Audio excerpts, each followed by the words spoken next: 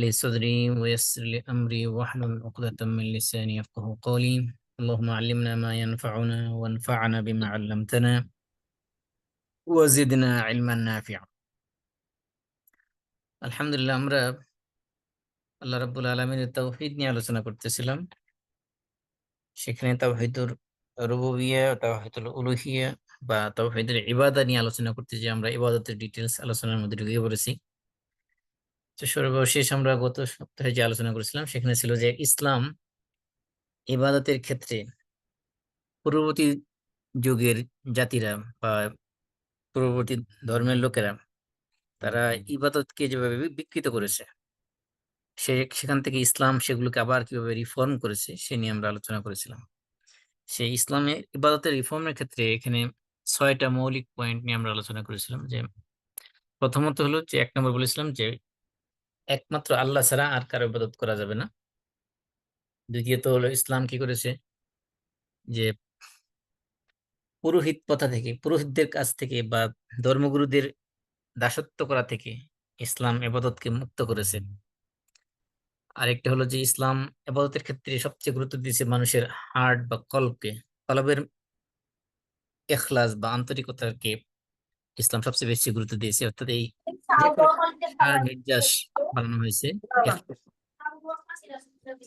4 নম্বর আমরা বলেছিলাম যে ইসলাম ইবাদত করার ক্ষেত্রে ইবাদতটা বানাইছে তাওকিফি। তাওকিফি মানে একমাত্র আল্লাহ তাআলা যা বলেছেন এবং আল্লাহ রাসূল যেভাবে সেটা করে দেখিয়েছেন, এর বাইরে অন্য কোনো ভাবে বা অন্য কোনো ইবাদত করা যাবে না। এই ইবাদতটা হলো যে শরীয়ত কর্তৃক কোরআন এবং হাদিস দ্বারা নির্ধারিত যে ইবাদত, এটাই শুধুমাত্র ইবাদত। এর বাইরে মানুষের যত কাছে যতই ভালো লাগুক না কেন সেটা কোনো ইবাদতের পর্যায়ে পৌঁছবে না, সেটা একটা বিদআত হিসেবে গণ্য হবে। 5 নম্বর আমরা বলেছি যে ইসলাম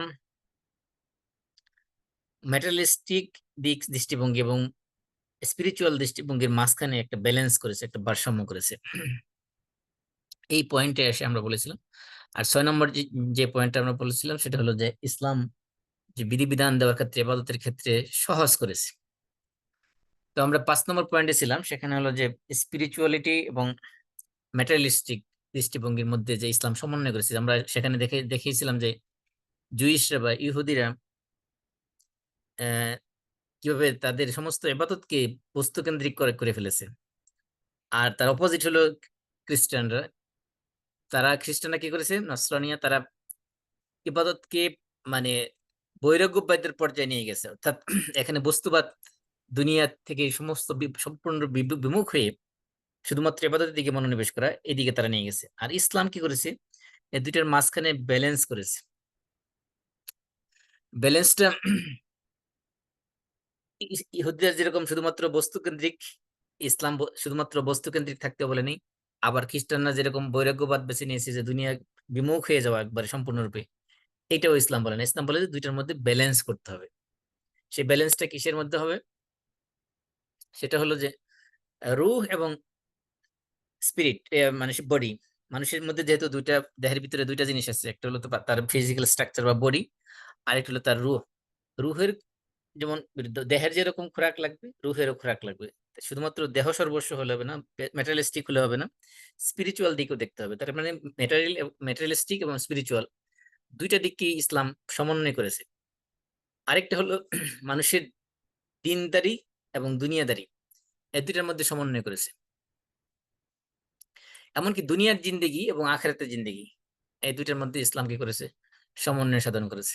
এবং আল্লাহর হক এবং মানুষের, যে আল্লাহ তাআলা আমাদেরকে যে হায়াত দিয়েছেন, এই হায়াত, এই দুনিয়ার জীবনকে সুন্দর করার জন্য আমাদের যে সকল কাজ করা প্রয়োজন, সেই কাজ করতে যে যে আল্লাহ তাআলা আমাকে জীবনটাই দিয়েছেন, সে আল্লাহর কাজ যাতে যাতে ভুলে না যাই, সেদিকে ইসলাম কি করেছে, আমাদের মনোযোগ আকর্ষণ করেছে।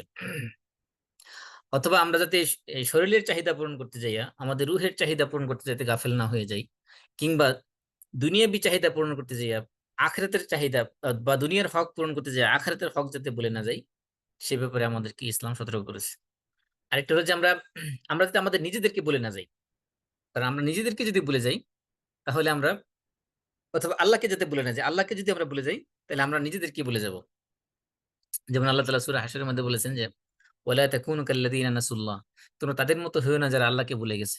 ফাআনসাহুম আনফুসাহুম, ফলে আল্লাহ রাব্বুল আলামিন তাদের নিজেদেরকে ভুলিয়ে দিয়েছেন। অর্থাৎ নিজেদেরকে ভুলিয়ে দিয়েছেন মানে কি, তারা নিজেদের অস্তিত্ব সম্পর্কে, নিজেদেরকে আল্লাহ তাআলা এই গোটা পৃথিবীতে কেন পাঠিয়েছেন, এই দুনিয়ায় আসার তাদের উদ্দেশ্যই তারা ভুলে গেছে। অর্থাৎ যারা আল্লাহকে ভুলে যাবে, আল্লাহ রাব্বুল আলামিন তাদেরকে দুনিয়ার জীবনে তাদের যে পারপাস, যে পারপাস আল্লাহ তাআলা তাদেরকে সৃষ্টি করেছেন, সেই উদ্দেশ্য তাদেরকে ভুলিয়ে দিবেন।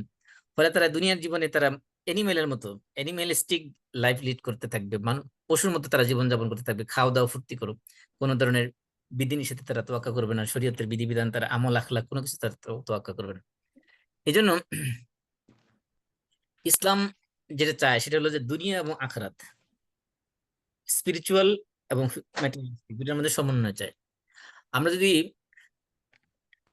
সূরা জুমার সে আয়াতটা থেকে খেয়াল করি, তাহলে দেখবেন যে সেখানে আল্লাহ বলছেন, ইয়া আইয়ুহাল্লাযীনা আমানু ইযা নুদিয়া লিস-সালাতি মিন ইয়াউমিল জুমআহ, হে ঈমানদারেরা, ও হে যারা ঈমান এনেছো, যখন তোমাদেরকে নামাজের জন্য ডাকা হয়, জুমার দিনে যখন নামাজের জন্য ডাকা হয়, জুমার নামাজের জন্য যখন আযান দেওয়া হয়, ফাসআউ ইলা যিকরিল্লাহ, তোমরা আল্লাহর জিকিরের দিকে ধাবিত হও, ওয়াজারুল বাই, এবং বেচাকেনা ছেড়ে দাও। মানে যেহেতু জুমার নামাজ পড়তে যাওয়ার জন্য বেচাকেনা ছেড়ে দিতে বলেছেন, তার মানে বোঝা গেছে যে জুমার নামাজের আগে সেখানে বেচাকেনা করতে হবে। বেচাকেনা করতে মানে যারা বেচাকেনার মধ্যে ছিল, অর্থাৎ দুনিয়াবি কাজে মশগুল ছিল, সেখান থেকে নামাজের দিকে যাইতে বলা হচ্ছে। তার মানে বোঝা যাচ্ছে যে নামাজের আগেও দুনিয়া নিয়ে ব্যস্ত থাকার ব্যাপারে এখানে বলা হচ্ছে। আবার যখন নামাজ শেষ হবে,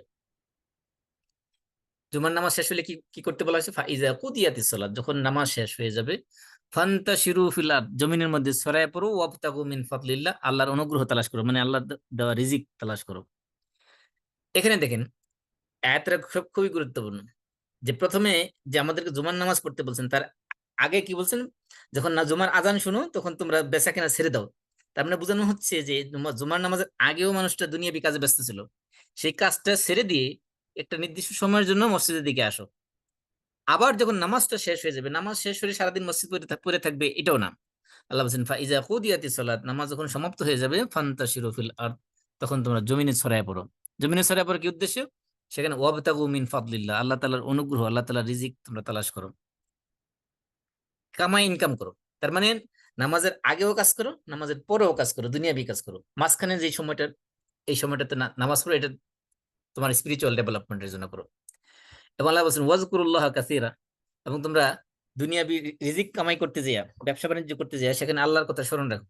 তার মানে কি, এই যে ব্যবসায়িক কাজ করবো, যখন আর্থিক লেনদেন করবো, মানুষের সাথে বেচা কেনা করবো, সেখানে যাতে চিটিং করে না হয়, ডিসিভিং করে না হয়, মানুষের পণ্যের মধ্যে ভেজাল না দেওয়া হয়, মাপে কম দেওয়া না হয়, এগুলোর ক্ষেত্রে এগুলো যাতে না করতে পারে মানুষ, তার আখলাক যাতে সুন্দর থাকে, সেজন্য আল্লাহ বলছে ওয়াজকুরুল্লাহ কাসীরা, এই দুনিয়াবি কাজ করতে যায় তোমরা আল্লাহকে বেশি বেশি স্মরণ করো।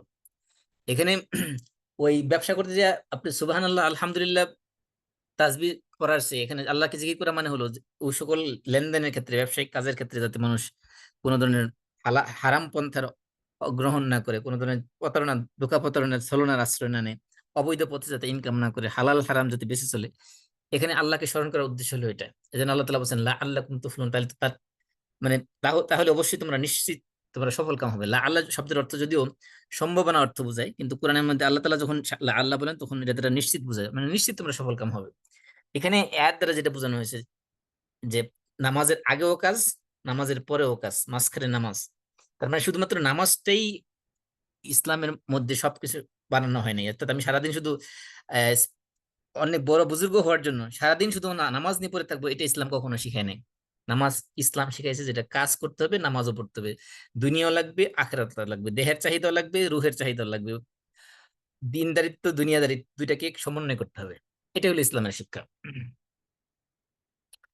এই জন্য সারাদিন যারা মসজিদে এবাদত নিয়ে পড়ে থাকবে, তাদেরকে কোরআনের পরিভাষায় অনেক বড় বুজুর্গ বা অনেক বড় আল্লাহওয়ালা লোক বলা হয়নি, বরং মসজিদ যারা আবাদ করবে,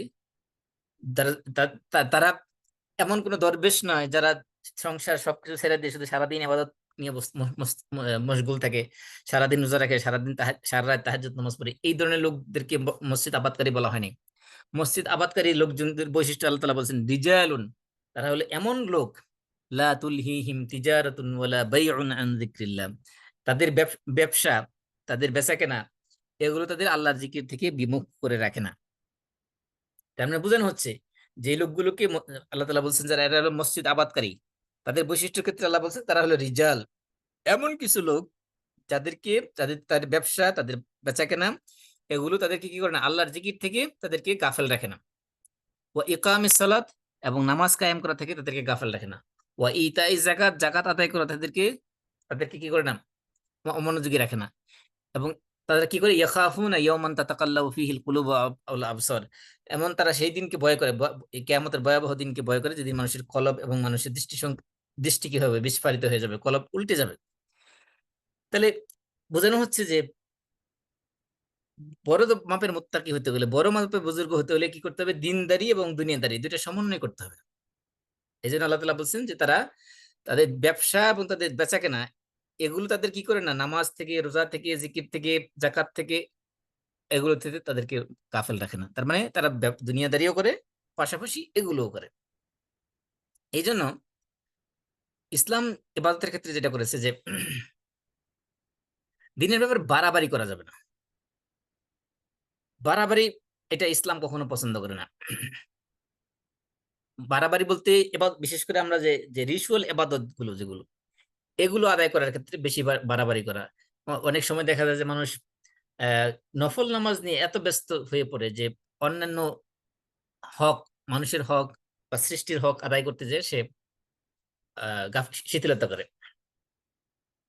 এটা ইসলাম কখনো সমর্থন করে না, অর্থাৎ এক্সট্রিম এবাদত, এটাও ইসলাম বৈধ করে না। এবাদতের ক্ষেত্রেও ইসলাম ব্যালেন্স করতে বলেছে।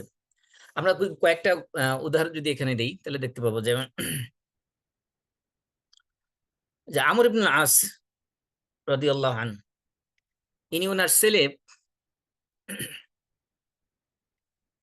আহ আব্দুল্লাহ ইবনে আমরের ব্যাপারে রাসূলের কাছে যে অভিযোগ করলেন, যে কি অভিযোগ, যে উনি তার ছেলেকে আব্দুল্লাহকে বিয়ে করাই দিলেন, যুবক বয়সে সারাদিন সে ইবাদত নিয়ে ব্যস্ত থাকতো, রোজা রাখতো, সারা দিনে রোজা রাখতো, রাত্রে কিয়ামুল লাইল করতো।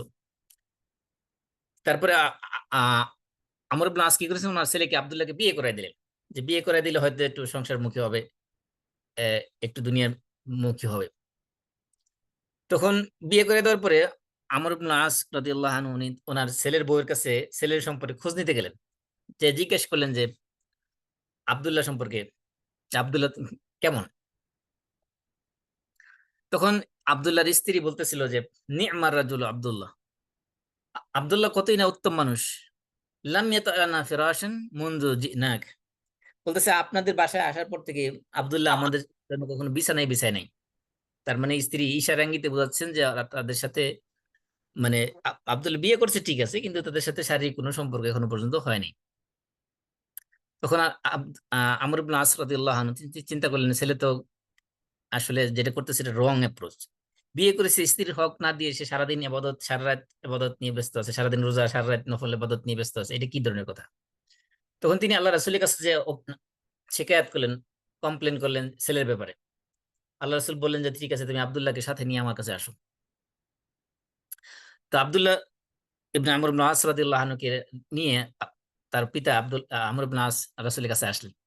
এই ঘটনা সহিহ মুসলিমের মধ্যে বর্ণনা করা হয়েছে আব্দুল্লাহ ইবনে আমর ইবনে আস থেকে। আব্দুল্লাহ ইবনে আমর তিনি নিজে বর্ণনা করতেছেন, তিনি বলতেছেন যে কুনতু আসুমুদ্দাহার, আমি সারা বছরই রোজা রাখতাম। ওয়া আকরাউল কুরআনা কুল্লা লাইলা, আমি প্রতি রাত্রি কোরআন তেলাওয়াত করতাম। ফালাম্মা যুকিরতু নবী সাল্লাল্লাহু আলাইহি সাল্লাম قال, আল্লাহ রাসূল আমাকে ডাকলেন, ডাকার পরে জিজ্ঞেস করলেন যে আমি শুনলাম যে তুমি সারাদিন রোজা রাখো, সারা রাত কোরআন করো, অর্থাৎ কিয়ামুল লাইল করো, কিয়ামুল লাইলের মধ্যে কোরআন তেলাওয়াত করো। তখন আব্দুল্লাহ বলতেছেন হ্যাঁ ইয়া রাসূলুল্লাহ, আমি তাই করি। তো বলতেছেন ওয়ালাম উরিদ বিযালিকা ইল্লাল খায়র, আব্দুল্লাহ বলতেছেন আমি তো এর মাধ্যমে কল্যাণ ছাড়া অকল্যাণ কোনো কিছু চাই না, আমি তো ভালোই চাচ্ছি এর মাধ্যমে। তো আল্লাহ রাসূল বলেন ফাইন্নাহু বিহাসবিকা আন তাকুমা মিন কুল্লি শাহরি সালাসাত আইয়াম, আল্লাহ রাসূল তাকে বলেছেন তোমার প্রত্যেক মাসে 3 দিন রোজা রাখাই যথেষ্ট, কারণ 3 দিন রোজা রাখলে তোমার পুরো মাস রোজা রাখার সমান সওয়াব হবে। তখন আব্দুল্লাহ বলতেছেন যে ইয়া রাসূলুল্লাহ ইন্নী উতীকু আকসারা মিন যালিক, আমি তো এর চেয়ে বেশি রোজা রাখতে সক্ষম। তখন আল্লাহ রাসূল বলছেন যে ফা ইন্না লিজাওজিকা আলাইকা হাক্কান ওয়া লিজুরিকা আলাইকা হাক্কান ওয়া লিজাসাদিকা আলাইকা হাক্কান ফাসুম সাওমা দাউদ নবিয়্যুল্লাহি ফা ইন্নাহু কানা আ'বাদুন নাস। আল্লাহ রাসূল বললেন যে তোমার স্ত্রীর তো উপরে তোমার হক আছে, তোমার আহ, ইয়ে যারা আসবে, ভিজিটর যারা আসবে বাসায়, যারা তোমার সাথে সাক্ষাৎ করতে আসবে, তাদেরও হক আছে, তোমার শরীরেরও হক আছে তোমার প্রতি। সুতরাং তুমি কি করো, তুমি দাউদ আলাইহিস সালামের রোজা রাখো, একদিন রোজা রাখো আর একদিন রোজা ভাঙো। কারণ দাউদ আলাইহিস সালাম ছিলেন সবচেয়ে বড় ইবাদত গুজার ব্যক্তি, সেই রোজাটা। তখন আব্দুল্লাহ ইবনে আমর বলতেছেন যে ইয়া নবী আল্লাহ ওমা সাওমু দাউদ, দাউদ আলাইহিস সালামের রোজা আবার কি, কোনটা? তখন তিনি বলছেন যে দাউদ আলাইহিস সালাম একদিন রোজা রাখতেন এবং একদিন রোজা ভাঙতেন। এবং আর আল্লাহ রাসূল এটা বলেছেন আরেক হাদিসের মধ্যে যে ওয়া হুয়া আহাব্বু সিয়ামি ইলাল্লাহ, আর আল্লাহর কাছে সবচেয়ে প্রিয় রোজা হলো এটি, যে একদিন রোজা রাখা এবং একদিন রোজা ভাঙা। এবং তাকে বললেন যে ইকরাল কোরআন ফি কুল্লি শাহর, তোমার প্রত্যেক রাতে কোরআন পড়া কোরআন পড়ে কোরআন খতম করা শেষ দরকার নাই, তুমি বরঞ্চ প্রতি মাসে এক মাসে এক খতম কোরআন পড়ো। তখন আব্দুল্লাহ বলতেছেন ইয়া রাসূলুল্লাহ ইন্নী উতীকু আফদালা মিন যালিক, আমি তো এর চেয়ে ভালো কিছু করতে পারি। তখন আল্লাহ রাসূল বলছেন ঠিক আছে, তাহলে তুমি 20 দিনে পুরো কোরআন কোরআন খতম করবে। তো আব্দুল্লাহ বলতেছেন আমি তো তার চেয়ে একটু বেশি ভালো করতে পারি। তখন আল্লাহ রাসূল বলছেন তাহলে ঠিক আছে, তুমি আরো কম সময় যদি করতে তাহলে 10 দিনে কোরআন তেলাওয়াত করো। তিনি বারবার বলতেছেন আমি তো এর চেয়ে বেশি পারি। তখন আল্লাহ রাসূল বলছেন ঠিক আছে, তাহলে তুমি 7 দিনে কোরআন খতম করো, 7 দিনের কমে কোরআন খতম করো না। কারণ কি? এরপরে বলা হচ্ছে ফা ইন্না লিজাওজিকা আলাইকা হাক্কান ওয়া লিজুরিকা আলাইকা হাক্কান ওয়া লিজাসাদিকা আলাইকা হাক্কান, তোমার স্ত্রীর উপরে, তোমার উপরে তোমার স্ত্রীর হক আছে, তোমার উপরে তোমার মেহমানের হক আছে, তোমার উপর তোমার শরীরের হক আছে। তার মানে আল্লাহ রাসূল সাল্লাল্লাহু আলাইহি ওয়াসাল্লাম আব্দুল্লাহ ইবনে আমর ইবনে আসকে এইভাবে শিক্ষা দিলেন যে কিভাবে ব্যালেন্স করতে হবে দুনিয়ার এবং দুনিয়াবি কাজের এবং পরকালের কাজের মধ্যে কিভাবে ব্যালেন্স করতে হবে। এমনকি আমরা জানি যে এই যে আহ, তিনজন সাহাবী আল্লাহ রসুলের স্ত্রীদের কাছে আসলেন যে রাসূল সাল্লাল্লাহু আলাইহি ওয়াসাল্লাম কি ধরনের ইবাদত করেন সেই ইবাদতের ব্যাপারে জানার জন্য। তখন তারা রাসূলের স্ত্রীরা যখন সবাই বললেন যে আল্লাহ রসুল এইভাবে এইভাবে ইবাদত করেন, তখন তাদের কাছে মনে হলো যে আল্লাহ রসুলের ইবাদতের পরিমাণ একটু কমই। তারা বলতেছে যে আল্লাহ রসুল তো পুরো সমস্ত গুনাহ মাফ করে দিয়েছে, রাসূলের ব্যাপার ভিন্ন, আমরা যেহেতু গুনাহগার মানুষ আমাদের আরো বেশি বেশি ইবাদত করতে হবে। তো তাদের মধ্যে তিনজনের মধ্যে একজন সিদ্ধান্ত নিলেন যে আম্মা আনা ফা ইন্নী উসাল্লিল লাইলা আবাদা। একজন বললো যে আমি সারা রাত নামাজ পড়বো, কোনোদিন রাত্রে ঘুমাবো না। আরেকজন বললো যে আমি সারা বছরই রোজা রাখবো, কোনোদিন রোজা ভাঙবো না। আরেকজন বললো যে আমি সবসময় স্ত্রীর থেকে দূরে থাকবো, কোনোদিন বিয়েই করবো না, স্ত্রীর নারীদের কাছেই যাব না। তখন আল্লাহ রসুল সাল্লাল্লাহু আলাইহি সাল্লাম যখন আসলেন তাদের কাছে, তখন বললেন যে আনতুমুল কওমাল্লাযিনা কুলতুম কাযা ওয়া কাযা, তোমরা কি এই ব্যক্তি নাকি যারা এই তিনটা বক্তব্য তোমরা ইতিপূর্বে বলেছো, যে একজন বলেছো যে আমি সারাদিন আহ সারা রাত না নফল নামাজ পড়বো, আরেকজন বলছো যে সারা বছরই রোজা রাখবো, আরেকজন বলছো আমি কোনোদিন নারীর কাছে যাব না, নারীদেরকে আহ নারীদের থেকে দূরে থাকবো, কোনোদিন বিয়েই করবো না, এই ধরনের কথা তোমরা বলেছো। তোমরা জেনে রাখো আমা ওয়াল্লাহি ইন্নী লা আখশাকুম লিল্লাহি ওয়া আতকাকুম লাহ, আমি তোমাদের চেয়ে তোমাদের মধ্যে সবচেয়ে বেশি আল্লাহকে বেশি ভয় ভয় করি এবং আল্লাহর তাকওয়া তোমাদের মধ্যে আমার অন্তরে সবচেয়ে বেশি। তারপরে আমি কি করি, আমি রোজা রাখি আবার রোজা ভাঙ্গি, আমি নামাজও পড়ি আবার রাত্রে ঘুমাইও, আমি নারীদেরকে বিয়েও করেছি। সুতরাং যে ব্যক্তি আমার সুন্নাত থেকে মুখ ফিরিয়ে নেবে সে আমার অন্তর্ভুক্ত নয়। তো এখানে বোঝানো হচ্ছে যে এই যে বৈরাগ্যবাদ বা আবাদত করার ক্ষেত্রে যে এক্সট্রিম পর্যায়ে যাওয়াটা, এটা ইসলাম পছন্দ করে না। ইসলাম পছন্দ করে কি দুই এবং দুনিয়া দুইটার মধ্যে ব্যালেন্স করে জীবন যাপন করার ক্ষেত্রে। এই জন্য দেখেন আল্লাহ রসুল সাল্লাহ সাল্লাম যে নামাজ দীর্ঘ করার চেয়ে খেজুর গাছে পানি দেওয়াটাকে, এটা রাসূল সাল্লাল্লাহু আলাইহি ওয়াসাল্লাম কিভাবে গুরুত্ব দিয়েছেন একটু খেয়াল করেন হাদিসের মধ্যে। হাদিসটা হচ্ছে আনাস ইবনে মালিক রাদিয়াল্লাহু তাআলা আনহু থেকে। তিনি বলতেছেন যে মুআয ইবনে জাবাল রাদিয়াল্লাহু তাআলা আনহু উনি ইমামতি করতেন। তো উনি ইমামতি করতেন এবং একদিন রাত্রে বেলা এশার নামাজে ইমামতি করতেছিলেন। তো উনি সূরা আহ কোন সূরা, সূরাতুল ইকতারাবাতিস সাআ ওয়া ইনশাক্কাল কমার, সূরা আল কমার, এটা তিনি তেলাওয়াত করতেছিলেন, যেটা প্রায় 54 আয়াতের মতো। তো একজন সাহাবী তিনি খেজুর গাছে পানি দিতে যাবেন। তো রাত্র বেশি হয়ে গেলে সমস্যা, এই জন্য তাড়াতাড়ি পানি দিবেন। তো নামাজের মধ্যে দাঁড়াইছেন, মুআয ইবনে জাবাল রাদিয়াল্লাহু আনহু পিছনে নামাজ পড়বেন। আবার ওদিকে ওনার চিন্তা হলো নামাজ শেষ করে খেজুর গাছে পানি দিয়ে বাসায় ফিরতে হবে। এদিক দিয়ে মুআয ইবনে জাবাল রাদিয়াল্লাহু আনহু সূরা কামার তেলাওয়াত করতে শুরু করেন, যেটা প্রায় 54 আয়াত, যদিও ছোট ছোট আয়াত কিন্তু 54 আয়াত। তো যখন তিনি মুআয ইবনে জাবাল রাদিয়াল্লাহু তাআলা আনহু এই লম্বা তেলাওয়াত শুরু করলেন, উনি কি করলেন, উনি জামাতে নামাজ পড়া ছেড়ে দিয়ে একা একা ছোট সূরা দিয়ে নামাজ পড়ে চলে গেলেন। যাইয়া কি করলেন, এই খেজুর বাগানে পানি দিয়ে তারপরে বাসায় চলে গেছে।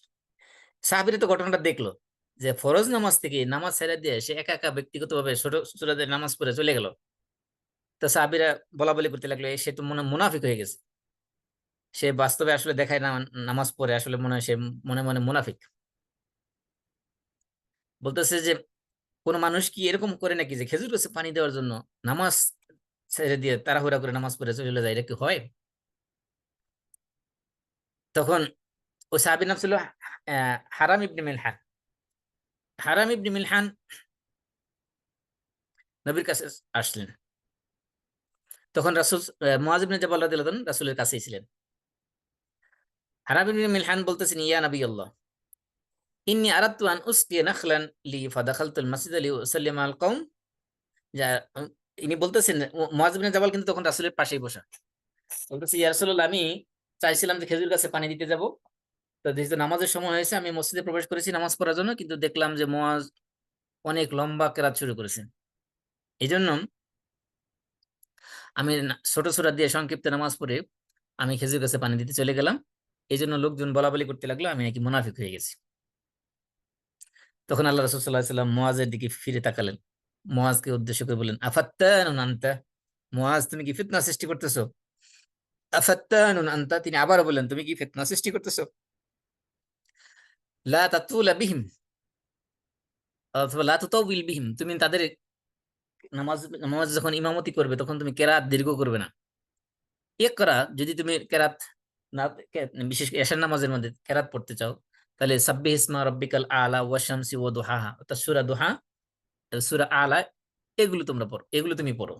অর্থাৎ বোঝানো হচ্ছে যে সূরা আলা, সূরা গাশিয়া, সূরা শামস, এগুলোর মতো এশার নামাজে যেহেতু একটু কেরাত লম্বা পড়া হয়, এই সূরা আলার মতো, সূরা শামসের মতো সূরা পড়ো, এই সূরা কামার মতো 54 আয়াতের সূরা পড়ার দরকার নেই। অর্থাৎ এখানে দেখেন যে ঈশার নামাজে, রাতের নামাজে, এখানে সূরা কামার তেলাওয়াত করতেছিলেন, খুব বেশি বড় সূরা না কিন্তু, 54 আয়াত যদিও, কিন্তু আয়াতগুলো একেবারে ছোট ছোট আয়াত।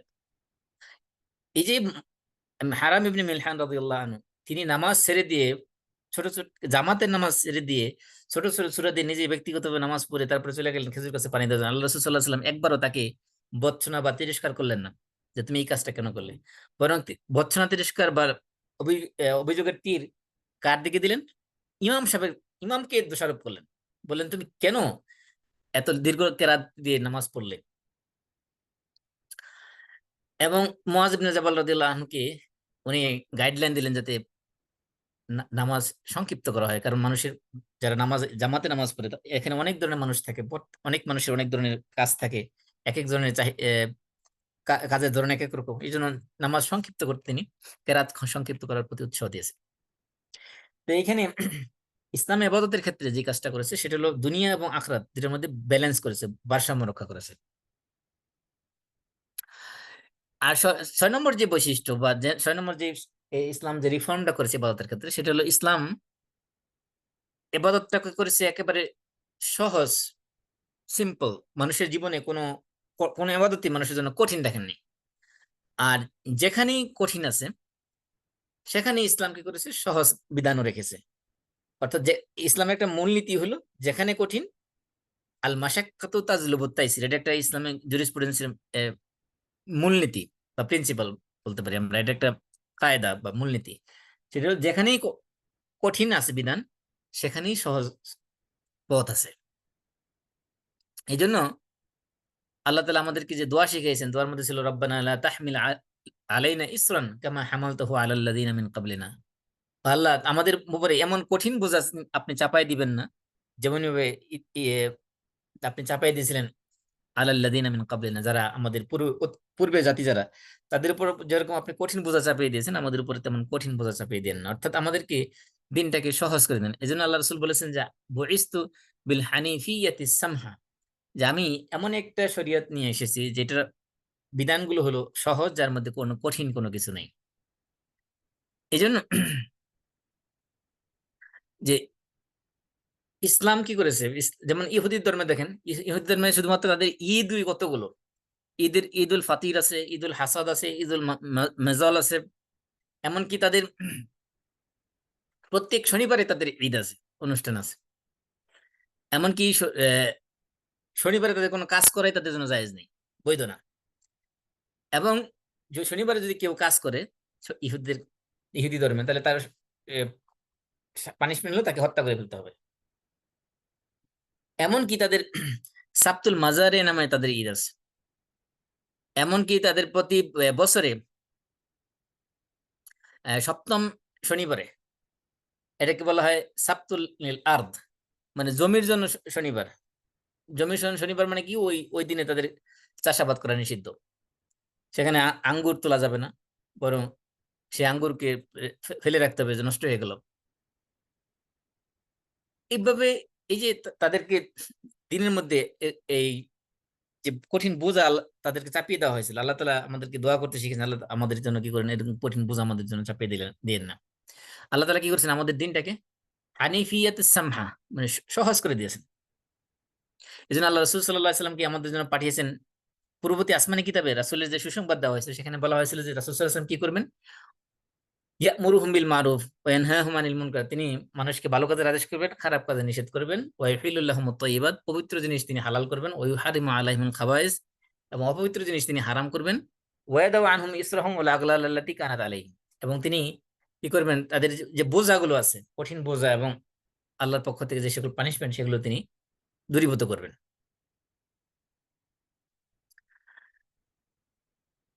এই জন্য আল্লাহ রাসূল বলেছেন যে বইস্তু বিল হানিফিয়াতিস সামহা, হানিফিয়াতিস সামহা এমন এক আকীদার ক্ষেত্রে এক এক আল্লাহর ইবাদতের কথা বলা হয়েছে, এবং শরীয়তের ক্ষেত্রে, ইবাদতের ক্ষেত্রে এখানে সমস্ত বিধানগুলো সহজ করে দেওয়া হয়েছে। সহজ কেন করে দেওয়া হয়েছে? কারণ হলো ইসলাম হলো সর্বশেষ, এবং এটা হলো গ্লোবাল একটা রিলিজন। সারা পৃথিবীর সমস্ত মানুষ, রিসালাতুন নাস কাফা, সমস্ত পৃথিবীর সমস্ত মানুষ, সমস্ত দেশের সমস্ত সময়ে এই ধর্ম পালন করবে। এই জন্য যেহেতু জেনারেশন ভিন্ন ভিন্ন হবে, যুগ ভিন্ন ভিন্ন হবে, ল্যান্ড ভিন্ন ভিন্ন হবে, প্রত্যেক দেশের জন্য, প্রত্যেক যুগের জন্য, প্রত্যেক কালের জন্য, প্রত্যেক জেনারেশনের জন্য, প্রত্যেক ভূখণ্ডের জন্য, যাতে এই ধর্ম, এই দিনের বিধান কার্যকর করা বা অ্যাপ্লাই করা যাতে সহজ হয়, সিম্পল হয় সবার জন্য, সবাই যাতে কোনো কঠিন ফিল না করে, সেজন্য আল্লাহ রাব্বুল আলামিন দিনের বিধানগুলোকে সহজ করে দিয়েছেন। আল্লাহ বলছেন মা ওমা জাআলা আলাইকুম ফিদ দীনি মিন হারাজ, তোমাদের দিনের মধ্যে কোনো ধরনের কঠোরতা বা কঠিন জিনিস আল্লাহ রাব্বুল আলামিন তোমাদের জন্য রাখেন নাই। আল্লাহ তাআলা বলছেন মা ইউরিদুল্লাহু লিয়াজআলা আলাইকুম মিন হারাজিন ওয়ালাকিন ইউরিদু লিইউতাহহিরাকুম ওয়া লিউতিম্মা নি'মাতাহু আলাইকুম লাআল্লাকুম তাশকুরুন। যে পবিত্রতা অর্জনের ওযু এবং তায়াম্মুম সংক্রান্ত আয়াতের পরে আল্লাহ বলছেন, আল্লাহ তাআলা মা ইউরিদুল্লাহু লিয়াজআলা আলাইকুম মিন হারাজ, আল্লাহ তাআলা তোমাদের জন্য কোনো কিছু কঠিন করতে চান না। এমনকি সওমের আয়াত, যেটা রোজা সংক্রান্ত আয়াত, এই আয়াতের শেষে আল্লাহ বলছেন ইউরিদুল্লাহু বিকুমুল ইসরা ওয়া লা ইউরিদু বিকুমুল উসরা, আল্লাহ রাব্বুল আলামিন তোমাদের জন্য সহজ করতে চান, তিনি তোমাদের জন্য কঠিন করতে চান না। এমনকি নিকার ক্ষেত্রে আল্লাহ বলছেন ইউরিদুল্লাহু আন ইউখাফিফা আনকুম, আল্লাহ তাআলা তোমাদের জন্য তাখফিফ, হালকা করতেছেন, সহজ করতেছেন। এই জন্য আল্লাহ রাসূল সাল্লাল্লাহু আলাইহি ওয়াসাল্লাম মুআয ইবনে জাবাল রাদিয়াল্লাহু আনহু এবং আবু মুসা আল-আশআরী রাদিয়াল্লাহু আনহুকে যখন গভর্নর করে ইয়েমেনে প্রেরণ করেন, তখন তাদেরকে উদ্দেশ্য করে আল্লাহ রাসূল যে ওসিয়ত করে উপদেশ দিয়েছিলেন, সেই উপদেশ বাণীর মধ্যে ছিল ইয়াসসিরা ওয়ালা তুআসসিরা ওয়াবাশশিরা ওয়ালা তুনাফফিরা ওয়া তাতাওয়া ওয়ালা তাখতালিফা, যে তোমরা উভয়ে কি করবে, মানুষের জন্য দ্বীনের বিধানগুলোকে সহজ করে দিবে, ওয়ালা তুআসসিরা, এবং মানুষের জন্য সেগুলো কঠিন করে দিবে না, ওয়াবাশশিরা, মানুষকে দ্বীনের প্রতি সুসংবাদ দিবে, ওয়ালা তুনাফফিরা, মানুষকে কঠিন করে, কঠোর ভাবে তাদেরকে তাড়িয়ে দিবে না। অর্থাৎ দিনের বিষয়ে মানুষকে ভালো ভালো আহ সুসংবাদমূলক কথা বলে মানুষকে দিনের প্রতি আকৃষ্ট করবে, মানুষকে ভয় ভীতি দেখিয়ে কঠোর বিধান বাণী শুনিয়ে তাদেরকে তাড়াইয়া দেবে না দিন দিন থেকে। ওয়া তাতাওয়া ওয়ালা তাখতালিফা, তোমরা দুইজনে দুইজনের মতের ব্যাপারে মিল থাকবে, একে অন্যের বিরোধিতা করবে না, দুজন পরস্পরের পরামর্শ করে যখন কাজ করবে, দুজনের সম্মতি ক্রমে কাজ করবে, একজন আরেকজনের বিরোধিতা করবে না। আল্লাহ রাসূল সাল্লাল্লাহু আলাইহি ওয়াসাল্লাম তাদেরকে যে উপদেশগুলো দিয়েছেন তার মধ্যে একটা ছিল ইয়াসসিরা ওয়ালা তুআসসিরা, মানুষের জন্য দিনকে সহজ করে দাও, মানুষের জন্য দিনকে কঠিন করো না। এবং আল্লাহ রাসূল সাল্লাল্লাহু আলাইহি ওয়াসাল্লাম একটা বৈশিষ্ট্য ছিল যে মা খুয়্যিরা বাইনা আমরাইনি কাত্তুন ইল্লা ইখতারা আইসারাহুমা মা লাম ইয়াকুন ইসমান। আল্লাহ রাসূল সাল্লাল্লাহু আলাইহি ওয়াসাল্লামের সামনে যখন দুইটা বিষয়কে উপস্থাপন করা হতো, যদি সেটা কোনো গুনার বিষয় না হতো, আল্লাহ রাসূল সাল্লাল্লাহু আলাইহি ওয়াসাল্লাম দুইটা বিষয়ের মধ্যে সবচেয়ে সহজ যেটা, সেই সহজ বিষয়টা থেকে তিনি গ্রহণ করতেন, কঠিন বিষয়টা থেকে তিনি গ্রহণ করতেন না। এবং আল্লাহ রাসূল সাল্লাল্লাহু আলাইহি ওয়াসাল্লাম বলতেন যে ইন্না দ্বীনা ইসরুন, দিন হলো সহজ, ওয়ালা ইউশাদ্দা দ্বীনা আহাদুন ইল্লা গালাবাহু ফাসাদ্দু ওয়া কারিবু ওয়া আবশিরু। যে দিন যদি কেউ নিজের নিজের উপরে কঠিন করে নেয়, নিজের উপর যদি দিনকে কঠিন বানায় নেয়, আল্লাহ রাব্বুল আলামিন তার উপর কাঠিন্যতা চাপিয়ে দেন। এজন্য যে ব্যক্তি নিজের উপর কে কঠোরতাকে, এক্সট্রিম ইবাদতকে নিজের উপর চাপিয়ে নিল, সে মূলত ইসলামের সাথে, স্পিরিটের সাথে, ইসলামের রূহের সাথে সে বিরোধিতা করলো, ইসলামের সাথে মূলত বিরোধিতা করলো। ইসলাম কখনো চায় না যে ইবাদতের ক্ষেত্রে এক্সট্রিম পর্যায়ে চলে যাওয়া, এটা ইসলাম চায় না। ইসলাম চায় দুনিয়া এবং আখরাত, ইবাদত এবং দুনিয়াদারি, দিনদারি এবং দুনিয়াদারি এর মধ্যে ভিতরে ব্যালেন্স করা, ভারসাম্য রক্ষা করা। আল্লাহ রাসূল সাল্লাল্লাহু আলাইহি ওয়াসাল্লাম বলেছেন আলা হালাকাল মুতানাত্তিউন, আলা হালাকাল মুতানাত্তিউন, আলা হালাকাল মুতানাত্তিউন, মানে এক্সট্রিমিস্ট যারা, তারা ধ্বংস হয়ে গেছে। আল্লাহ সাল্লাল্লাহু আলাইহি ওয়াসাল্লাম তিনবার বলেছেন। এক্সট্রিম এক্সট্রিমিস্ট বলতে কাদেরকে বোঝানো হয়েছে? যারা এই ইবাদতের ক্ষেত্রে এক্সট্রিম পর্যায়ে পৌঁছে গেছে। আল্লাহ রাসূল সাহাবায়ে কেরামদের মধ্যে অনেকে ছিলেন এরকম, যারা সময় উসাল রাখতেন। সময় উসাল মানে সারা দিন এবং সারা রাত রোজা রাখতেন, কোনো ধরনের ইফতার করতেন না, কন্টিনিউয়াস রোজা রাখতেন। এই ধরনের রোজা রাখতে আল্লাহ সাল্লাল্লাহু আলাইহি ওয়াসাল্লাম সময় উসাল রাখতে নিষেধ করেছেন। এবং আল্লাহ রাসূল বলেছেন ইয়াকুম ওয়াল গুলু, তোমরা বাড়াবাড়ি করা থেকে বিরত থাকো। বা ইন্নামা আহলাকা মান কানা ক্বাবলাকুম ওয়াল গুলু, তোমাদের পূর্ববর্তী জাতিদেরকে ধ্বংস করে দিয়েছে এই দিনের ব্যাপারে বাড়াবাড়ি করাটাই তাদেরকে ধ্বংস করে দিয়েছে।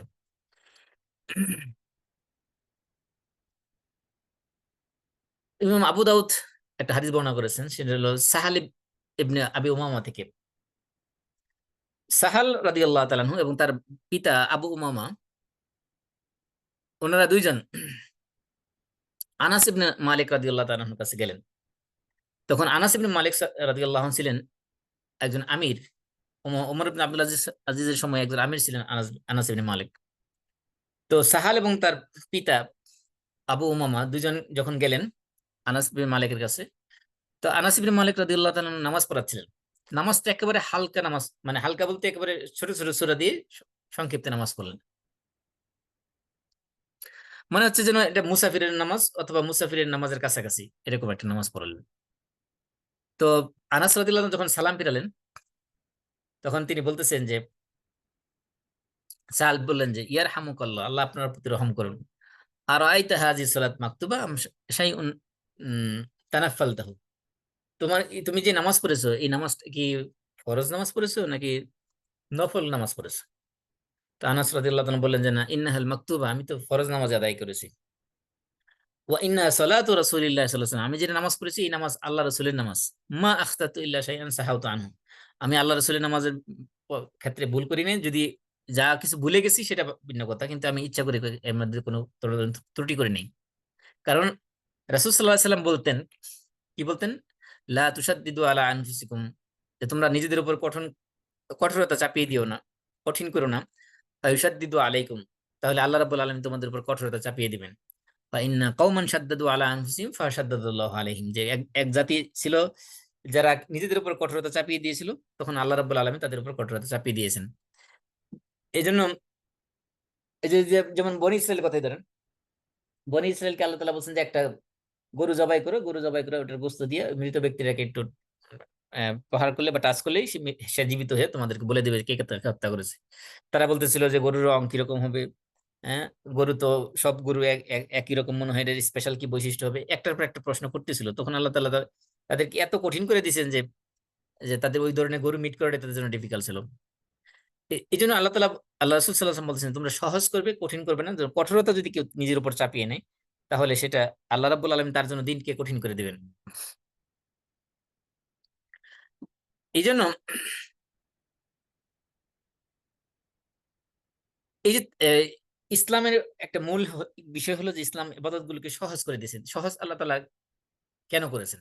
দুইটা কারণে সহজ করে দিয়েছেন ইসলামের বিধানগুলোকে। এক নম্বর কারণ হলো যে মানুষ যাতে ইবাদতের প্রতি মানুষের যাতে বিতৃষ্ণা চলে না আসে, ইবাদতকে যাতে মানুষ ঘৃণা করতে শুরু না করে, ইবাদত করতে যেয়ে এক পর্যায়ে যাতে ইবাদত ছেড়ে না দেয়। এটা হলো প্রথম কারণ। দ্বিতীয় যে কারণ সেটা হলো যে এই শুধুমাত্র ইবাদতকে গুরুত্ব দিতে যাইয়া তার দুনিয়াবী অন্যান্য কাজে যাতে ব্যাঘাত না ঘটে, ক্ষতি না হয়। এই দুইটা মূলত কারণে আল্লাহ তাআলা ইসলামে ইবাদতকে সহজ করে দিয়েছেন। এই সহজ এবং যত যত ধরনের কঠিনতা কাঠিন্যতা আছে এগুলো আল্লাহ তাআলা উঠিয়ে দিয়েছেন। যেখানেই জটিলতা আছে সেগুলো সবগুলোকে আল্লাহ রাব্বুল আলামিন উঠিয়ে দিয়েছেন।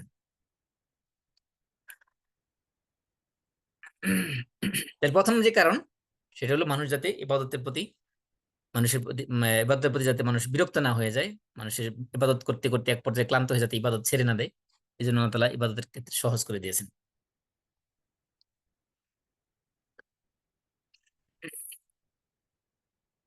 যেমন আল্লাহ রাসূল সাল্লাল্লাহু আলাইহি ওয়াসাল্লাম রমাদান মাসে তিনি কিয়ামুল লাইল বা যে আমরা যে তারাবির নামাজ পড়ি, আল্লাহ রাসূল সাল্লাল্লাহু আলাইহি ওয়াসাল্লাম 3 দিন পড়েছেন মাত্র। এরপরে কন্টিনিউ করেন নাই। কারণ সাহাবায়ে কেরামের মধ্যে আল্লাহ রাসূলকে রাসূলের সাথে নামাজ পড়ার যে আগ্রহ ছিল এটা দেখে আল্লাহ রাসূল সাল্লাল্লাহু আলাইহি ওয়াসাল্লাম ভয় পেয়ে গেলেন। বলছেন যে ফাইন্নাহু আম্মা আম্মা বা'দু ফাইন্নাহু লাম ইয়াখফা আলাইয়া শা'নুকুম ওয়ালাকিন খাশিতু আন তুফরাদা আলাইকুম সালাতাল লাইলি ফাতা'জিজু আনহা। যে তোমাদের মনের অবস্থা আমি জানি। তোমরা যেভাবে নামাজ পড়তে আগ্রহী এটা আমি বুঝি। কিন্তু আমি নামাজ কন্টিনিউ করি নাই। এই কিয়ামুল লাইল অথবা তারাবির নামাজ আমি কন্টিনিউ পড়ি নাই। কারণ কি আমি আশঙ্কা করতেছি যদি আমি এভাবে পড়ি তোমাদের সাথে নিয়ে তাহলে তোমাদের উপর হয়তো এটা রাতের নামাজটাকে ফরজ করে দেওয়া হতে পারে। আর যদি ফরজ করে দেওয়া হয় তাহলে সেটা তোমরা হয়তো তোমাদের জন্য আদায় করার তোমরা অক্ষম হয়ে যাবে। সেজন্য আমি কি করিনি, কন্টিনিউ করিনি। তারপরে দেখেন আহ, হাওলা বিনতে তুয়াইত একজন সাহাবী, মহিলা সাহাবী, তিনি বলতেছেন হিনা ক্বালাত লাহু আয়েশা হাযিহি খাওলা বিনত তুয়াইত যা'ামু আনহা লা তানামু লাইল। এই খাওলা বিনত তুয়াইত একজন মহিলা সাহাবী, তিনি এতটা বেশি ইবাদত গুজার ছিলেন যে সারা রাত দাঁড়িয়ে নামাজ পড়তেন এবং সারা রাত্রি ঘুমাতেন না। তখন আল্লাহ রাসূলের কাছে যখন একবার আসলো, আল্লাহ রাসূল আল্লাহ রাসূলকে আয়েশা রাদিয়াল্লাহু আনহা বলতেছেন, ইয়া রাসূলুল্লাহ, এই তো হাওলা বিনতে তুয়াইত আসলো, সে না সারা রাত ঘুমায় না, সে সারা রাতই নামাজ পড়ে। তার ব্যাপারে এটা সবাই জানে যে সে সারা রাত ঘুমায় না, সারা রাতে নামাজ পড়ে। তখন আল্লাহ রাসূল তাকে জিজ্ঞেস করলেন, লা তানামিল লাইলা, তুমি কি সারা রাত ঘুমাও না? একটু আশ্চর্য হয়ে জিজ্ঞেস করলেন। খুযু মিনাল আমালি মা তুতিকুন ওয়াল্লাহ ফাওয়াল্লাহি লা ইয়াসআমুল্লাহু হাত্তা তাসআমু। যে তোমরা যতটুকু ইবাদত তোমাদের সামর্থ্যের মধ্যে আছে, যতটুকু তোমরা করতে সক্ষম স্বাভাবিকভাবে, অতটুকু ইবাদত তোমরা করো। কারণ আল্লাহ রাব্বুল আলামিন তোমাদেরকে সওয়াব দিতে দিতে ক্লান্ত হয়ে পড়েন না, বরং তোমরা কি করো, ইবাদত করতে করতে এক পর্যায়ে ক্লান্ত হয়ে তোমরা ইবাদত ছেড়ে দিবে। এজন্য তোমরা যতক্ষণ তোমাদের সামর্থ্যের ভিতরে আছে ততটুকুনি তোমরা ইবাদত করো। আনাস ইবনে মালিক রাদিয়াল্লাহু আনহু থেকে বর্ণিত এক হাদিসের মধ্যে আসে যায় আল্লাহ রাসূল সাল্লাল্লাহু আলাইহি ওয়াসাল্লাম একবার মসজিদে ঢুকলেন। মসজিদে ঢুকে দেখলেন যে সেখানে একটা রশি মসজিদের দুই পিলারের মধ্যে বাঁধা। তখন আল্লাহ রাসূল জিজ্ঞেস করলেন, এটা আবার কি? এখানে মসজিদের মাঝখানে দুই পিলারের মধ্যে রশি বাঁধা, ব্যাপারটা কি? তখন সাহাবায়ে কেরাম বললেন যে লিজাইনাব তুসাল্লি, এই রশি হলো এই হাবলুন মামদুদ, এটা হলো জয়নবের রশি। ইনি রাত্রেবেলা নফল নামাজ পড়তে পড়তে এক পর্যায়ে যখন ক্লান্ত হয়ে যান, জিমানি চলে আসে, ঘুম চলে আসে, তখন এই রশির মধ্যে ধরে দাঁড়ায় দাঁড়ায় তিনি নামাজ পড়েন। তখন আল্লাহ রাসূল সাল্লাল্লাহু আলাইহি ওয়াসাল্লাম বলছেন, উল্লুহু, এই রশি এখনই খুলে ফেলো।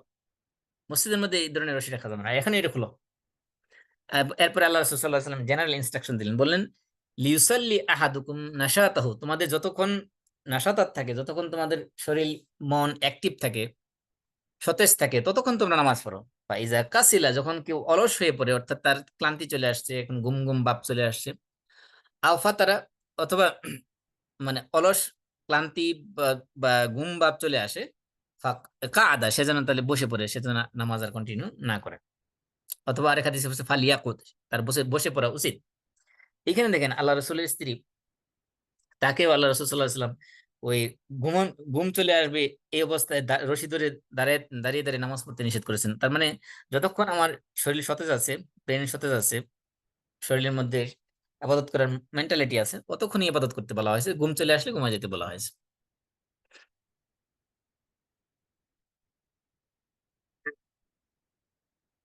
তারপরে আল্লাহ রাসূল সাল্লাল্লাহু আলাইহি ওয়াসাল্লাম মান্নত করতে নিষেধ করেছেন।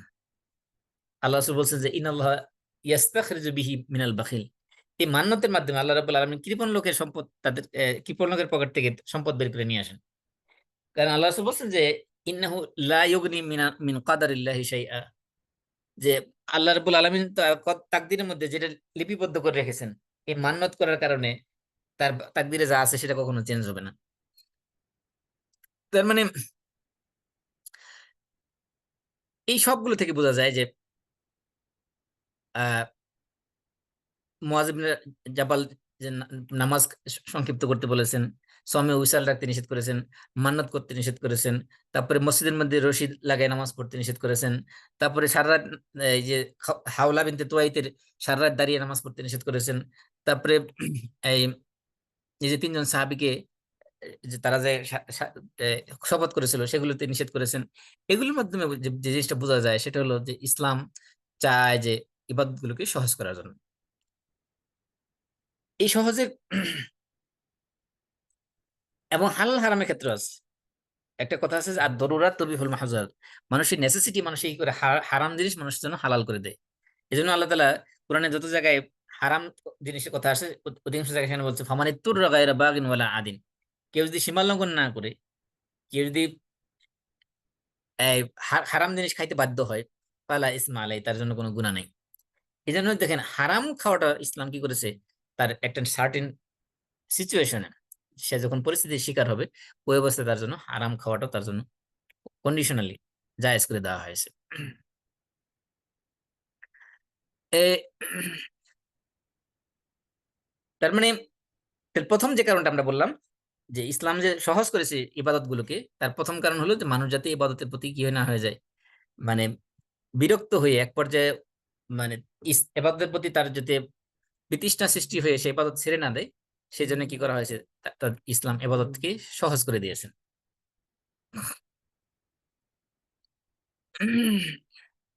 এই জন্য হাদিসের মধ্যে আসছে ইন্না হাযা দ্বীন মাতিনুন, এই দিন হলো, এই যে ইসলাম যে দিনটা হলো অত্যন্ত মজবুত, অত্যন্ত কঠোর।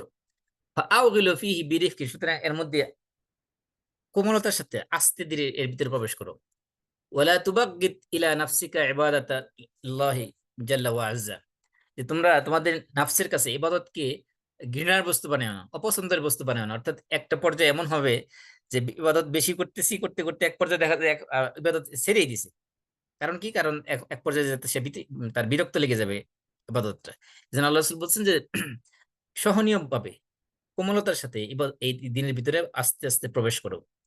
এমন মানে বাড়াবাড়ি করতে করতে করতে এক্সট্রিম পর্যায়ে ইবাদত করতে করতে এক পর্যায়ে দেখা গেল ইবাদতে ছেড়ে দিল, তাহলে তো কোনো লাভ হলো না। এবং আল্লাহ রাসূল বলছেন ইন্নাল মুনবাত্তা লা আরদান কাতা ওয়ালা যহরান আবকা, যে যে ব্যক্তি মনে করেন লম্বা সফরে বের হয়েছে মরুভূমির মধ্যে, এখন মনে করেন 5 দিনের সময় লাগবে এই তার গন্তব্যে পৌঁছতে। এই 5 দিনের মধ্যে সে যদি নিজে কোনো বিশ্রাম না নেয়, তার যে বাহন, ঘোড়া বা গাধা বা যেটার উপরে সে বা ওট যেটার উপর বহন করে সে যাচ্ছে, সে নিজেও বিশ্রাম নিল না, ওই বাহনকেও বিশ্রাম দিল না, তাহলে কি হবে, দেখা যাবে যে চলতে চলতে একটা পর্যায়ে যে কি হবে, তার এই বাহনও ক্লান্ত হয়ে শুয়ে পড়বে, আর চলতে পারবে না, সে নিজেও ক্লান্ত হয়ে পড়বে, তার গন্তব্যে বসতে পারবে না। আল্লাহ রাসূল সাল্লাল্লাহু আলাইহি সাল্লাম এই উদাহরণ দিয়েছেন এইভাবে যে যে ব্যক্তি এবাদত এক্সট্রিম পর্যায়ে করবে, তার একটা পর্যায়ে আইসা এমন অবস্থা হবে তার কাছে ইবাদত আর ভালো লাগবে না, একটা পর্যায়ে দেখবে যে সে ইবাদত ছেড়েই দিবে। এই জন্য আল্লাহ রাসূল বলছেন যে ব্যালেন্স করে ইবাদত করার জন্য। তাহলে আমরা প্রথম কারণ বলেছিলাম যে ইসলামে ইবাদত গুলো সহজ করা হয়েছে, তার মূল কারণ হলো মানুষের যাতে ইবাদতের প্রতি এক পর্যায়ে এসে বিতৃষ্ণা চলে না আসে, মানুষ যাতে ইবাদত ছেড়ে না দেয়। 2 নম্বর কারণ বলেছিলাম যে মানুষ যাতে কি করে এই শুধুমাত্র এই রিচুয়াল ইবাদত যেগুলো এগুলো করতে যে ইসলামে অন্যান্য যে হক বা অধিকারের কথা বলা হয়েছে সেগুলো যাতে মিস না হয়ে যায়। যেমন আমরা উপরে একটা ঘটনা বলেছি, আরেকটা ঘটনা আমরা বলি সালমান এবং আবু দারদার ঘটনা। এটা বুখারীতে আসছে যে আল্লাহ রাসূল সাল্লাল্লাহু আলাইহি সাল্লাম সাহাবীদের মধ্যে মানে ভ্রাতৃত্বের বন্ধন স্থাপন করেছেন। তো যাদের মধ্যে ভ্রাতৃত্বের বন্ধন স্থাপন করেছে এদের মধ্যে দুজন ছিল, একজনের নাম ছিল সালমান এবং আরেকজনের নাম ছিল আবু দারদা। তো সালমান আল ফারিসি রাদিয়াল্লাহু তাআলা আনহু তিনি একদিন আবু দারদার বাড়িতে বেড়াইতে গেলেন। তার দিনী ভাই, মানে আল্লাহ রাসূল সাল্লাল্লাহু আলাইহি ওয়াসাল্লাম ভ্রাতৃত্ব বন্ধন করে দিয়েছেন তাদের মধ্যে। তো আবু দারদার বাড়িতে বেড়াইতে গেলেন। আবু দারদার বাড়িতে বেড়াইতে যেয়ে দেখলেন যে তার স্ত্রী উম্মু দারদা একেবারে মানে মুবতাজিলা বা মুতাবাজ্জিলা মানে একেবারে মন মারা হয়ে একেবারে দেখতে মনে হচ্ছে যেন উম বিপর্যস্ত, একেবারে মনমরা হয়ে বসে আছে। তো আল ফারিসি রাদিয়াল্লাহু আনহু তার দিনী ভাই আবু দারদার স্ত্রী উম্মু দারদাকে জিজ্ঞেস করলেন যে তোমার এই অবস্থা কেন, আপনার এই অবস্থা কেন, আপনার কি হয়েছে? তো তার স্ত্রী বলতেছে, সালমানের স্ত্রী সরি আবু দারদার স্ত্রী উম্মু দারদা বলতেছেন যে তোমার যে ভাই আবু দারদা, তার তো দুনিয়াবি কোনো বিষয়ের প্রয়োজন নেই, সে দুনিয়া নিয়ে তার কোনো চিন্তাই নেই, সে আছে তার শুধুমাত্র পরকাল বিষয় নিয়ে ব্যস্ত আছে। তখন আবু দারদা যখন বাসায় আসলো, আবু দারদা বাসায় এসে সালমান আল ফারিসের জন্য রান্না করলো, তার জন্য খাবারের প্রস্তুত করলো। তখন খাবার সামনে পেশ করে বললো যে কুল ফা ইন্নী সাইম, আপনি খান, আমি রোজা রাখছি, আমি খাবো না। তখন সালমান আল ফারিসি রাদিয়াল্লাহু আনহু বললেন যে মা আনা বি আকিলিন হাত্তা তাকুলা, যে আমি ততক্ষণ পর্যন্ত খাবো না যতক্ষণ না আপনি খাবেন, অর্থাৎ আপনি না খেলে আমিও খাবো না। আল্লামা কানা মিনা দেখো, এই সালমান আল ফারিসি যখন জেদ ধরলেন তখন আবু দারদা খাইতে বাধ্য হলেন রোজা ভেঙ্গে। তারপরে সালমান আল ফারিসির সাথে খাওয়া খাওয়া দাওয়া করলেন। রাত্রেবেলা যখন হলো, আবু দারদা চিন্তা করলেন, সরি সালমান আল ফারসি চিন্তা করলেন যে আবু দারদা রাত্রেবেলা কি ইবাদত করে সেটা তিনি দেখবেন। তো রাত্রেবেলা আবু দারদা কি করলেন, যখন বিছনায় শুইল সালমান আল ফারসি, আবু দারদা উঠে নামাজ পড়তে শুরু করলো। তখন সালমান আল ফারসি বললেন যে ঠিক আছে, আপনি এখন ঘুমান, এখন নামাজ পড়তে হবে না, এখন ঘুমান, এখন ঘুমের সময়, এখন ঘুমান। তখন ঘুমাই রইল। কিছুক্ষণ পরে আবার উঠে গেল আবু দারদা নামাজ পড়ার জন্য। সালমান আল ফারসি বললেন যে না, এখন ঘুমের সময়, আবার ঘুমান, আবার ঘুমাইলো। তৃতীয় তারপরে যখন রাত্রে লাস্ট এক তৃতীয়াংশ যখন আসলো, তখন সালমান আল ফারসি নিজেই উঠলেন। ওইটা আবু দারদাকে বললেন এখন আপনি উঠুন। ওইটা এখন সালমান এবং আবু দারদা দুইজনে কি করলেন, রাত্রে নামাজ পড়লেন। নামাজ পড়ার পরে এবার সালমান আল ফারসি আবু দারদাকে উদ্দেশ্য করে বললেন আপনি তো সারা রাতে শুধুমাত্র নামাজ পড়ার জন্য প্যারেশান ছিলেন, স্ত্রীর হক আদায় করলেন না, নিজের শরীরের হক আদায় করেন না, এইভাবে কি দুনিয়া চলে? তখন সালমান আল ফারসি আবু দারদা রাদিয়াল্লাহু আনহুকে উদ্দেশ্য করে বললেন যে ইন্না লিরাব্বিকা আলাইকা হাক্কা ওয়া লিনাফসিকা আলাইকা হাক্কা ওয়া লিআহলিকা আলাইকা হাক্কা ফাআতি কুল্লা যি হাক্কিন হাক্কা। যে একটা চমৎকার বক্তব্য তিনি দিলেন যে আপনার উপরে আপনার রবের অধিকার আছে, আল্লাহর অধিকার আছে, আপনার স্ত্রীর অধিকার আছে, আপনার নিজের শরীরের অধিকার আছে। সুতরাং প্রত্যেকের অধিকার আদায় করুন, প্রত্যেকের যার যার প্রাপ্য অধিকার আপনি আদায় করুন। তো সকালবেলা এই সালমান আল ফারিসি এবং আবু দারদা আল্লাহ রাসূলের কাছে যখন গেলেন, তখন আবু দারদা রাদিয়াল্লাহু আনহু আল্লাহ রাসূলকে বলেন ইয়া রাসূলুল্লাহ, সালমান তো আমার ব্যাপারে আমার কাছে এই কথা বললো যে আমার নাকি রবের অধিকার আছে আমার উপরে, আমার দেহের অধিকার আছে, আমার স্ত্রীর অধিকার আছে, সবার অধিকার নাকি আদায় করতে হবে, এটা কি সত্য নাকি? তখন আল্লাহ রাসূল বলছেন সাদাকা সালমান, সালমান যা বলেছে সত্যই বলেছে। হ্যাঁ, তোমার রবের অধিকার আদায় করতে হবে, তোমার দেহের অধিকার আদায় করতে হবে, তোমার স্ত্রীর অধিকারও আদায় করতে হবে।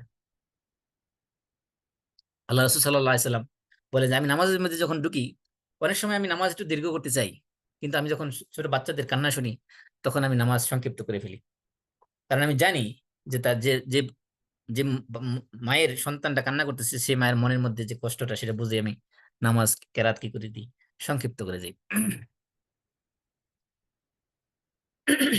এমনকি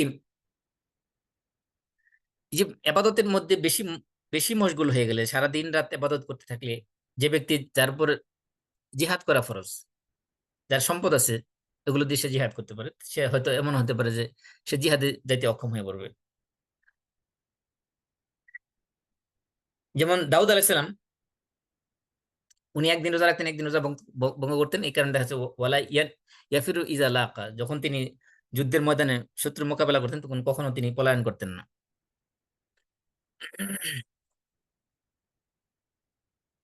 এমনকি ইবনে মাসউদ রাদিয়াল্লাহু তাআলা আনহু, উনি দেখা যাচ্ছে যে উনি নফল রোজা কম রাখতেন। বলা হলো যে ফাকাল ইন্নাকা ইন্নাহু ইয়াশগিলুনি আন কিরাআতিল কোরআন, তখন তাকে জিজ্ঞাসা করলো যে আপনি নফল রোজা কম রাখেন কারণটা কি? তো ইবনে মাসউদ রাদিয়াল্লাহু আনহু বলতেছিলেন যে আমি যদি বেশি বেশি রোজা রাখি তাহলে এর মাধ্যমে আমার কোরআন তেলাওয়াতে ডিস্টার্ব হয়, অর্থাৎ কোরআন তেলাওয়াত আমি কম করতে পারি, কারণ রোজা রেখে কোরআন তেলাওয়াত করতে আমি টায়ার্ড হয়ে যাই। এই জন্য রোজা কম রেখে আমি কোরআন তেলাওয়াত বেশি করি। ওয়া কিরাআতুল কোরআনি আহাব্বু ইলাইয়া মিনহু, যে নফল রোজা রাখার চেয়ে আমার কাছে কোরআন তেলাওয়াত করা বেশি প্রিয়। এই জন্য আমি নফল রোজা কম রেখে কোরআন তেলাওয়াত বেশি করি। তাহলে এই যে দেখা গেল যে শুধুমাত্র নফল ইবাদত, নামাজটাকে গুরুত্ব দিয়ে দেওয়ার কারণে ওদিক দিয়ে অন্য ইবাদত যাতে ছুটে না যায়, সেজন্য কি করেছে ইসলাম আমাদেরকে সহজ করতে বলেছে, সবকিছু ব্যালেন্স করে আদায় করতে বলা হয়েছে।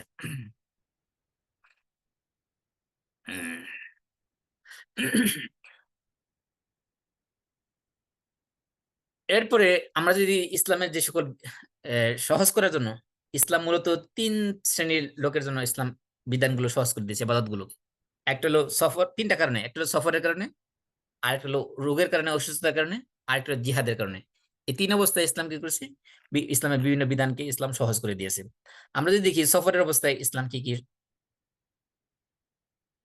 আহ, বিধান, সফর অবস্থায়, অসুস্থ অবস্থায় এবং জিহাদের অবস্থায় ইসলাম কি কি রুখসাত আমাদের জন্য দিয়েছে, সুযোগ দিয়েছে, সেগুলো আমরা যদি দেখি, যে মুসাফিরের জন্য তার জন্য নামাজ কসর করার বিধান রেখেছে, অর্থাৎ 4 রাকাত বিশিষ্ট নামাজ সফর অবস্থায় সে 2 রাকাত আদায় করলে হবে।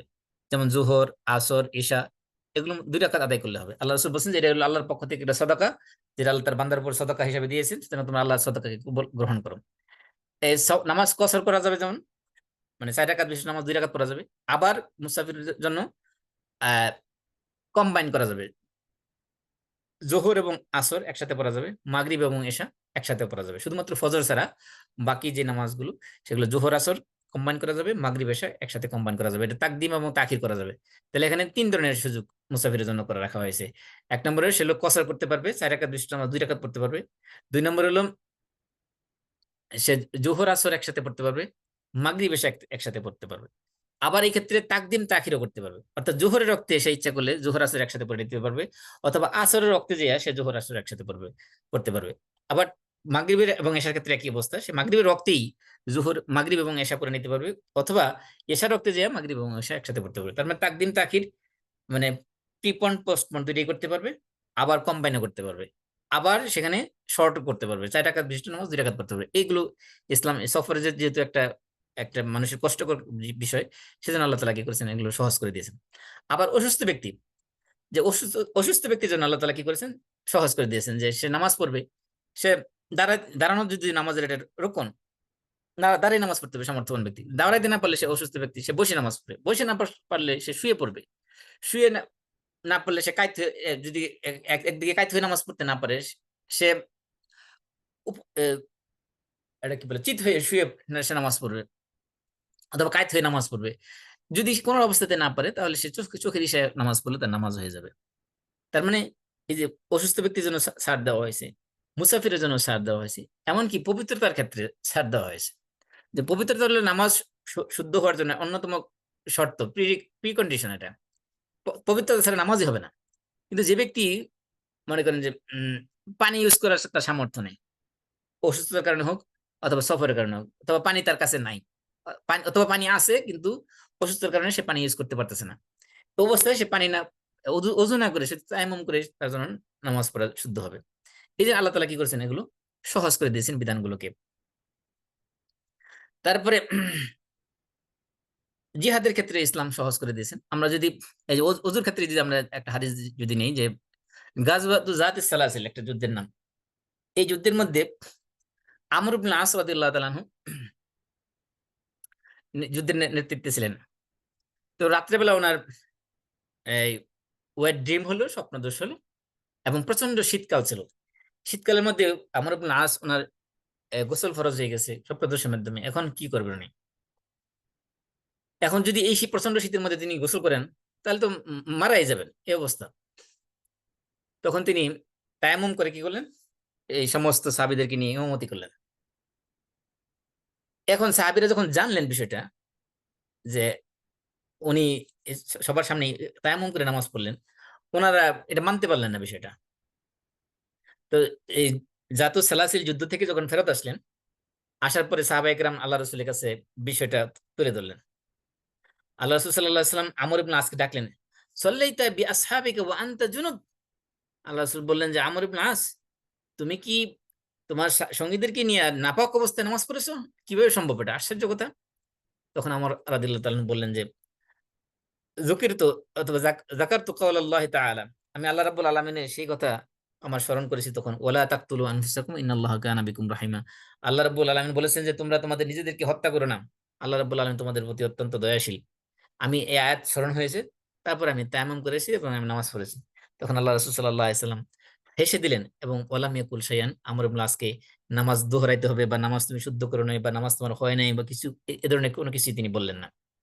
তাহলে এই যে আল্লাহ রাসূল সাল্লাল্লাহু আলাইহি সাল্লাম ওনার নামাজের ব্যাপারে যে হাসলেন এবং চুপ রইলেন, এটা বোঝানো হলো যে আমর ইবনে আস রাদিয়াল্লাহু তাআলা আনহু কি আল্লাহ রাসূল সাল্লাল্লাহু আলাইহি সাল্লাম স্বীকৃতি দিলেন এবং ওনার যে দিনের যে বুঝটাকে বুঝটার কারণে উনি আশ্চর্যান্বিত হলেন যে দিনের যে গভীর বুঝ আল্লাহ রাব্বুল আলামিন তাকে দান করেছেন সেজন্য।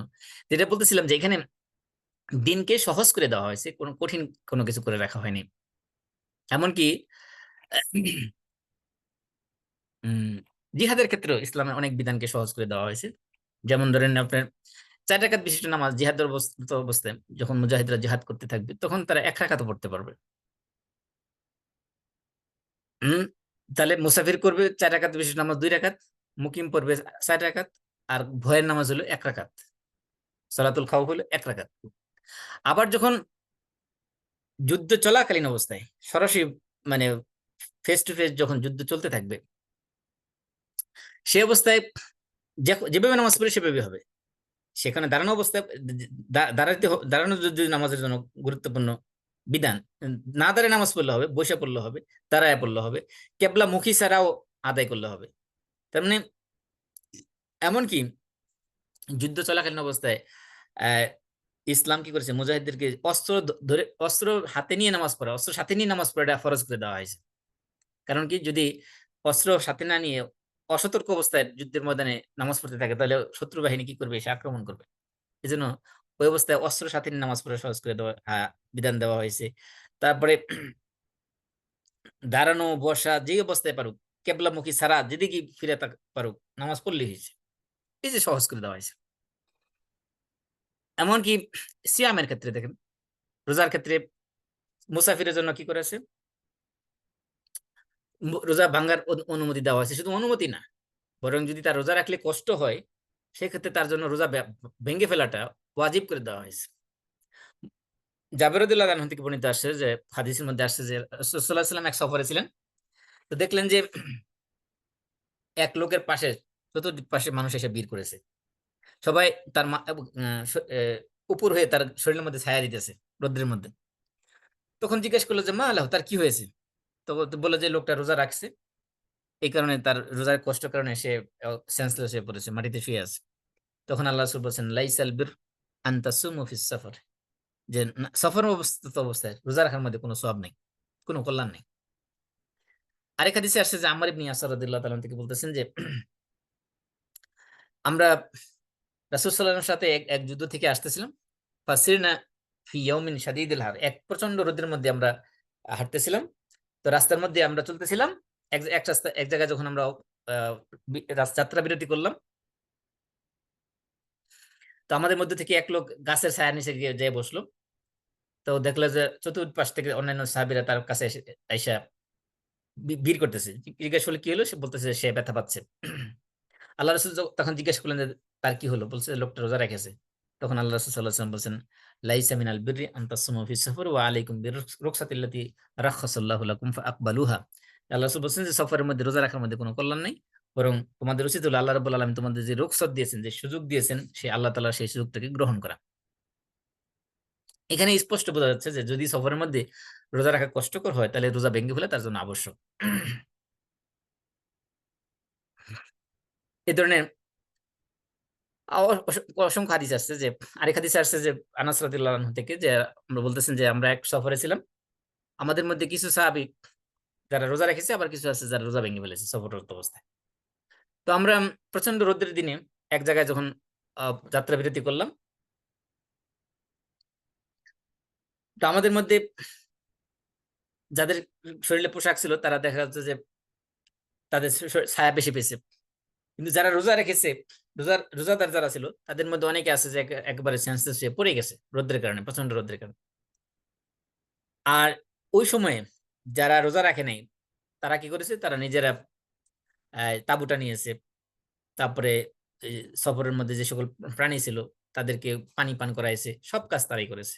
তো রোজাদাররা কি করেছে, যেহেতু তারা ক্লান্ত হয়ে পড়ছে, তারা বসে বসে শুধু বিশ্রাম নিছে।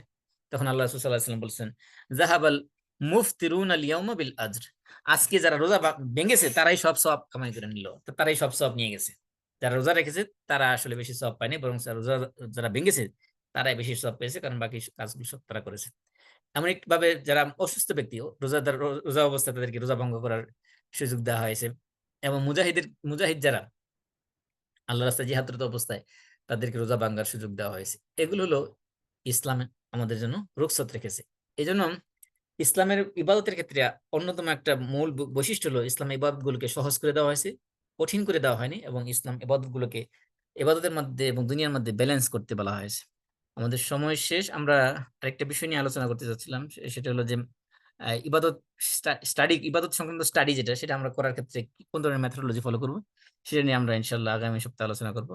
আমরা আজকে এখানে শেষ করে দিচ্ছি। আমরা সবাই কাফারাতুল মাজলিস পড়ি। সুবহানাকাল্লাহুম্মা ওয়া বিহামদিক, আশহাদু আল্লা ইলাহা ইল্লা আনতা, আস্তাগফিরুকা ওয়া আতুবু ইলাইক। আসসালামু আলাইকুম ওয়া রাহমাতুল্লাহি ওয়া বারাকাতুহু।